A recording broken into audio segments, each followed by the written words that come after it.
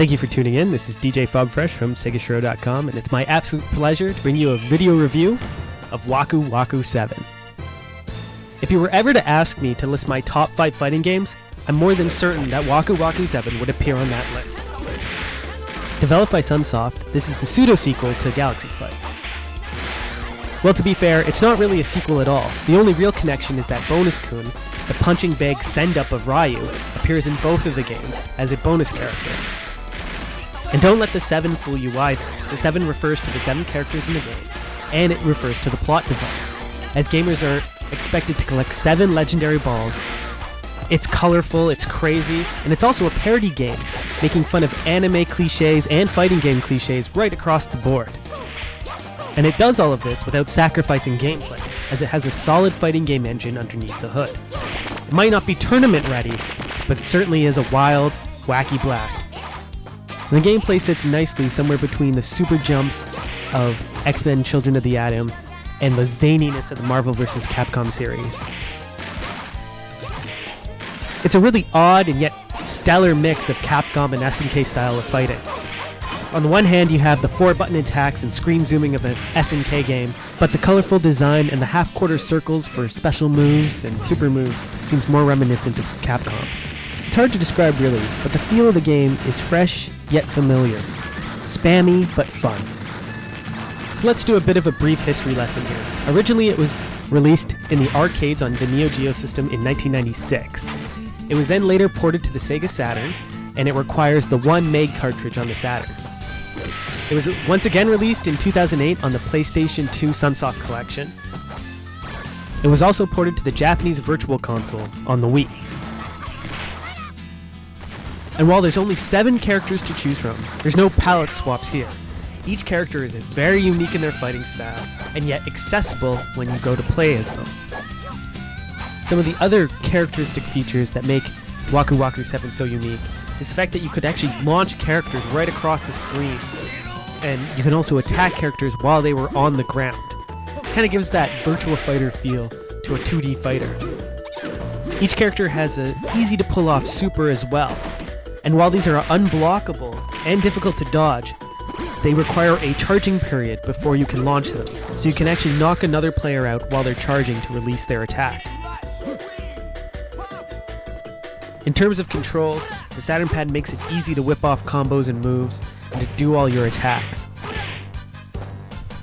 The Sega Saturn title comes equipped with some pretty friendly versus options. You can essentially play against another user, but you can also play against the computer if you want to skip the whole storyline aspect of the game. As an import title, all of the menus are written in English, so it's very friendly and easy to figure out what's going on. However, the storyline aspects aren't in English. Now there is an English version of the arcade edition, the MVS edition on the Neo Geo. However, those are quite expensive. In terms of graphics, Waku Waku 7 itself can't be faulted, but the Saturn port certainly can be. All of the backgrounds are about half the resolution as they are in the original arcade mode, and they make for some really pixelated messes. To compensate for this, the game designers on the Saturn version have included modes where you can lock the scaling. So, in the first screens that you just saw was in widescreen mode, but however the characters appear really tiny. In X-Lock mode and Y-Lock mode, the characters are stretched out in one dimension or squashed in another. It's really, really strange. Now these are very, very peculiar, and all they really serve to do is to make a game that's pretty messed up and trippy, even trippier. Waku Waku 7 on the Saturn also features a colossal amount of slowdown, particularly during the last boss fight. It makes beating the game rather difficult. It's a shame really, because the arcade game is still a stunner with great animations and large sprites. And speaking of the last boss, there is no better last boss than Fernandez. Even though in the Western version he's known as Fernandez, he should forever be canonized as Fernandez. A giant vampire bat ball, Fernandez can literally eat you up and crap you out. Seriously, it's one of his moves. Simultaneously cheap and hilarious, he is the ultimate punchline to the crazy game that is Waku Waku 7. The game itself really lives up to its Waku Waku name, which in Japanese is a term for excitement. Sunsoft really focused on the atmosphere of this game. There's lots of little animations that really tweak the characters and make them something special. On top of that, each one of the levels has 3 versions depending on the round. Waku Waku 7 also features the same composer of Galaxy Fight, except the music tracks are even better in this game. There's a solid atmosphere that's invoked by them, and the music is super catchy and will have you humming along in no time. In terms of presentation, Waku Waku 7 unfortunately has some in-between match loading times.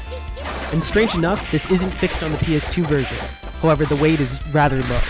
The game also features a calendar mode which will show you the month and a specialized Waku Waku picture. Waku Waku 7 is a great game held back by its port. Despite its flaws, I still managed to fall in love with the Saturn copy back in the day. However, if I was to buy it now, I'd probably pick up the import PS2 collection. However, here's hoping that someday someone brings this over to the West fully intact for gamers to enjoy. This is DJ Fubfresh signing out, wishing you a Waku Waku day.